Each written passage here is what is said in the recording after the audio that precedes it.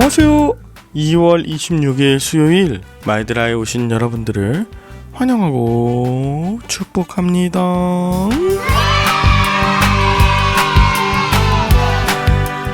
오늘 새벽기도 나오는데 공기가 그렇게 차지 않았어요. 지금 보니 영하 1도고 오늘은 영상 8도까지 올라간다고 하는데 여러모로 맑고 쾌적한 하루가 예상됩니다. 또 오늘은 수요 기도회가 있는 날이라서 전할 말씀에 스스로 기대되고 설레이기도 합니다. 왠지 오늘은 좋은 일만 있을 것 같은 그런 기분이 드는 아침입니다. 여러분들도 기쁨과 감사가 넘치는 일들이 있을 거라는 기대감으로 하루를 시작하셨으면 좋겠어요. 오늘 보고 듣고 만나는 모든 것을 통해서 최고의 하루가 되시길 축복하는 마음 담아 오늘의 마이드라를 힘차게 시작해 보도록 하겠습니다. 자, 출발!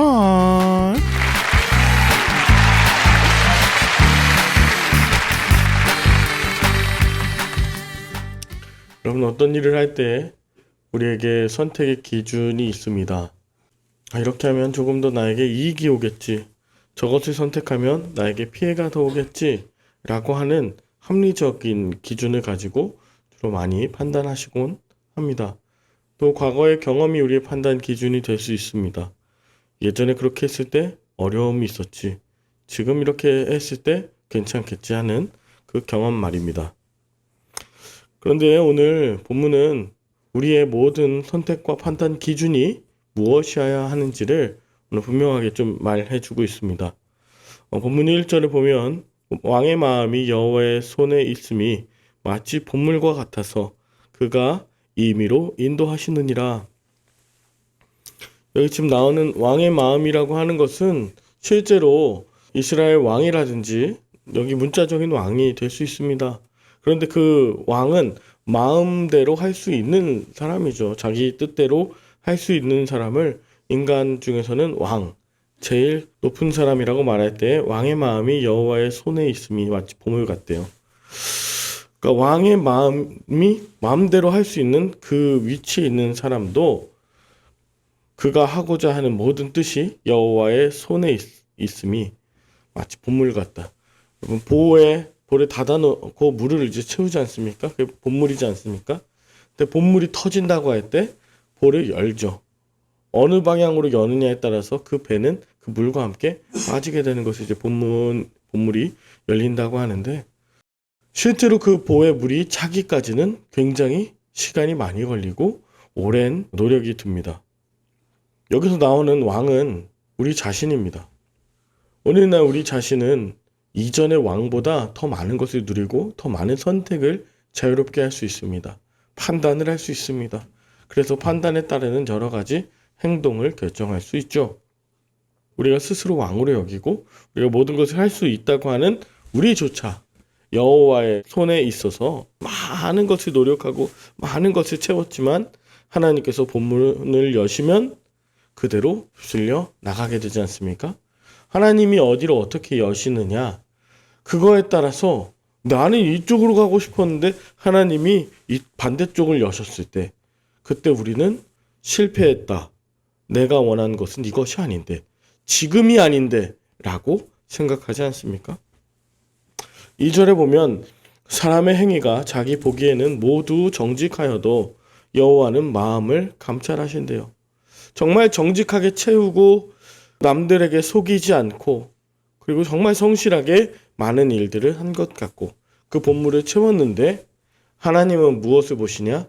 그 마음의 동기를 보신다는 거죠. 그 동기, 그것을 왜 채웠는가? 3절, 공의와 정의를 행하는 것은 제사 드리는 것보다 여호와께서 기쁘게 여기시느니라. 아하, 이 3절이 가장 중요한 구절인 것 같습니다. 공의와 정의를 행해요. 또 제사를 드립니다. 본물을 열심히 담습니다. 근데 그 원인과 그 동기가 뭐라는 거예요? 뭐가 되어야 한다는 거예요? 무엇이 판단 기준이자 우리의 인생의 어떤 근거가 되어야 된다는 거예요? 바로 뒤에 나오는 여호와께서 기쁘게 여기시는가. 여러분, 가끔 성도님들이 제게 질문을 할 때 목사님, 이렇게 하는 것이 맞을까요? 저렇게 하는 것이 맞을까요? 라고 질문하십니다. 저는 항상 그렇게 대답을 하고 싶습니다. 그것이 하나님이 기뻐하시는 일일까요?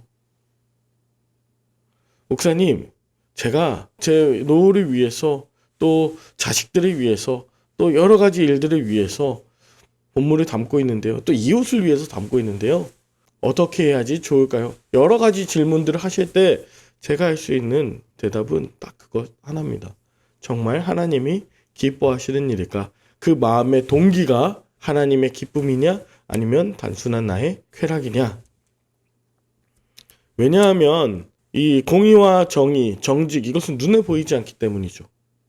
그러니까 아무리 열심히 하고 물을 붓는 그 성실함, 그 겉에서 보이는 것과 달리 아무리 말씀을 열심히 보고 기도를 열심히 하는 것과 달리 그 동기가 하나님을 기쁘시게 하는 것이 아니라 나 자신을 기쁘게 하시는 것이라면 하나님이 때로 하나님의 기쁨을 위해서 그 본문을 여시는 거죠.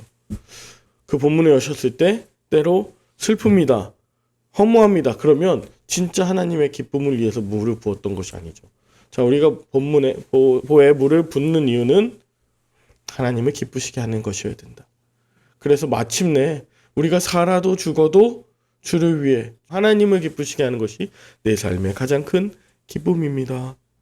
이것이 우리의 인생의 판단 기준이 되었으면 좋겠어요. 4절부터 보면 눈이 높은 것과 마음이 교만한 것과 악인이 형통한 것 다 죄니라. 하나님 기뻐하시지 않는 것이죠. 자, 눈이 높은 것 한자로 보면 안고수저라는 말이 있습니다. 눈이 높고 손이 아래에 있다. 이것을 안고수저를 두 글자로 하면 뭐냐면 하수라고 합니다. 눈은 높고 손이 낮다.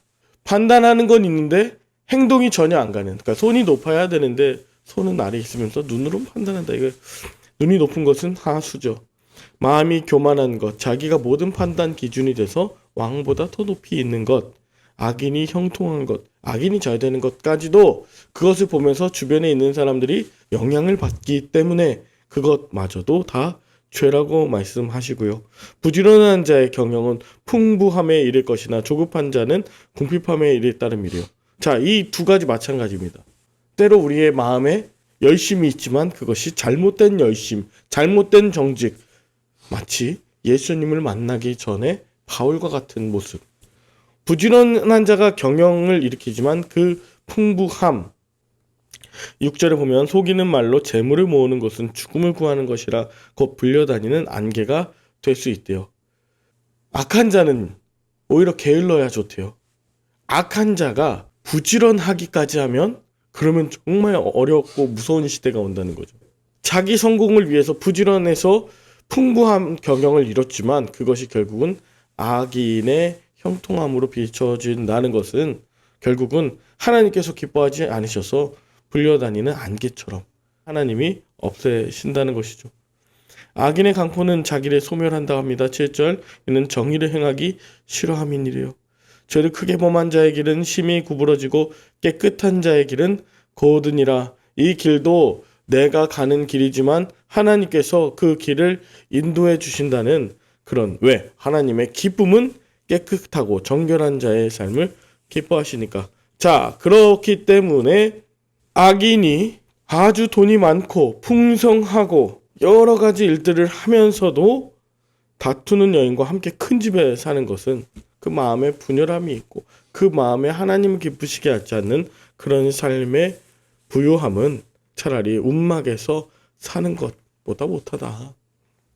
하나님 무엇을 기뻐하실까? 그것은 정직과 공의와 정의입니다. 그런데 정직과 공의와 정의를 행한다고 하면서도 나만 생각하는 것, 그것은 하나님이 기쁘시게 하는 일이 아니겠죠. 또 하나, 하나님을 기쁘게 여기는 것과 동시에 하나님이 정말 놓지 말라고 하는 것이 있습니다. 그것은 이제 10절부터 15절, 14절까지 나오는 이웃 사랑입니다. 10절 보면 악인의 마음은 남의 재앙을 원하나니 그 이웃도 그 앞에서 은혜를 입지 못하느니라. 악인은 연약한 자에게 은혜를 입히지 않고 또 12절에 악인의 집을 감찰하시고 악인의 환난에 던지시는 것을 모릅니다. 의로운 자의 삶과는 전혀 관계없는 삶을 살고 13절 귀를 막고 가난한 자의 부르짖는 소리를 듣지 않습니다. 그러니까 이웃의 연약함, 그 은혜를 베푸는 일과 그리고 부르짖는 그 소리를 듣지 않는 것은 하나님이 결코 기뻐하시는 일이 아니다. 14절 은밀한 선물은 누워를 쉬게 하고 품 안의 뇌물은 맹렬한 분을 그치게 하느니라. 여기에서 선물과 뇌물은 굉장히 부정적으로 보이는 것 같지만 그 어려움을 이기게 하는 어떤 선행이죠. 지혜입니다. 그래서 이웃에게 베푸는 이런 선물이나 아까 10절에 나온 은혜나 이것이 행함으로 선물이든 뇌물이든 이것으로 나올 때에 품 안의 뇌물, 내가 꼭 감춰뒀던 모아뒀던 이런 마음이 가난한 자에게, 연약한 자에게, 그 이웃에게 전달될 때 하나님은 그거 기뻐하신다. 15절 정의를 행하는 것이 의인에게는 즐거움이요 죄인에게는 패망이니라. 하나님은 정의를 기뻐하시기 때문이죠. 그 기뻐하시는 것이 우리의 삶의 판단 기준이 되길 원합니다. 하나님께서 기뻐하시는 것이 우리 삶에 물을 붓는 정의를 행하고 공의를 행하고 정직하게 행하는 가장 원동력이자 중심이 되길 원합니다. 오늘 숨을 쉬고 걸어가고 우리 삶에 예배를 드리고 오늘도 기도에 있지 않습니까? 하는 모든 동기가 하나님이 기뻐하시는 것이었으면 좋겠습니다. 우리 주변에 있는 이웃들에게 그 하나님의 기쁨을 전하고 삶으로 드러내는 삶을 오늘도 살라고 하나님께서 명령하시는 것, 이것을 지킬 만한 그런 사람으로 오늘 우리는 부름받았습니다. 그래서 저는 기도합니다. 오늘 여러분의 삶이 하나님을 기쁘시게 할 만큼 하나님 함께 해주시고 부어주시고 형통하게 하시고 강건하게 붙들어 주옵소서. 그렇게 기도할 수밖에 없는 것이죠. 그리고 여러분들도 마찬가지지 않습니까? 우리 자녀들을 위해서 기도할 때도 하나님, 우리 자녀가 오늘 누구를 만나는데 누구를 잘 만나서 일이 잘 되게 해주십시오. 그걸 넘어야 되는 것이죠. 하나님의 기쁨이 되게 하시고 하나님의 영광을 나타내게 하시고 이웃에게 도움이 되고 기뻐하는 그런 우리 자녀가 되게 해주십시오. 우리 교회 위해서 기도할 때도 마찬가지입니다.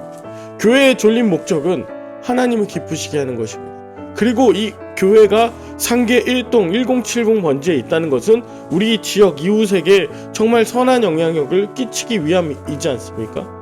작은 교회대로 또 대형 교회대로 하나님의 영광을 나타내고 나누며 섬기라고 하신 그 사명을 감당하는 것이 교회의 역할일 것입니다. 오늘도 하나님의 기쁨으로 살다가 마지막 호흡까지 하나님의 기쁨으로 마무리하는 우리의 인생 되길 간절히 축원합니다. 기도하겠습니다. 하나님 아버지, 하나님을 기쁘시게 하려고 자신의 모든 것을 순종하면서 주님께 맡기는 그런 우리 사랑하는 성도님들, 그리고 제가 되길 원합니다. 예수님께서 그러하셨던 것처럼 내가 원하는 것과 다른 십자가의 길이 있을지라도 아버지 감사하며 순종하며 용서하며 베풀며 나아가는 우리 인생 되게 하여 주시옵소서. 잠깐은 세상이 말하는 성공과 번쩍거리는 은 30냥의 제 곳으로 가는 것을 보면서 부러울 때도 있습니다. 우리 자녀들이 그렇게 성공했으면 좋겠다는 마음이 들 때도 있습니다. 그런데 하나님, 그것이 하나님을 정말 기쁘게 하시는 것이고 하나님께서 우리를 이 땅 가운데 보내신 이유인지 우리가 생각하게 하시고 우리 자녀들을, 우리 교회를, 우리 이 나라 민족이 하나님의 기쁨이자 서로에게 아름다운 선물이 되게 하여 주시옵소서.